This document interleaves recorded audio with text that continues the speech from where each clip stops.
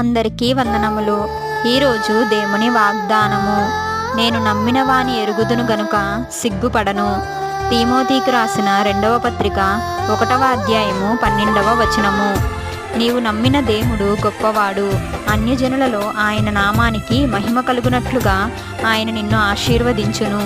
నీవు దేవుని నమ్ముకున్నావు గనుక నీవు ఎన్నడూ సిగ్గుపడని విధముగా ఆయన నిన్ను గొప్ప స్థితిలో ఉంచును. మనం దేవుని యందు విశ్వాసం నమ్మిక ఉంచిన కొలది ఆయన మన విశ్వాసమును బట్టి కార్యమును చేయును. ఆయన నిన్ను ఎప్పుడూ సిగ్గుపడనివ్వడు గనుక నీవు దేవునిలో ధైర్యముగా ఉండి ఆయన యందు నమ్మిక ఉంచు. ఈ చిన్ని వాక్యం దేవుడు దీవించును గాక. ఆమేన్.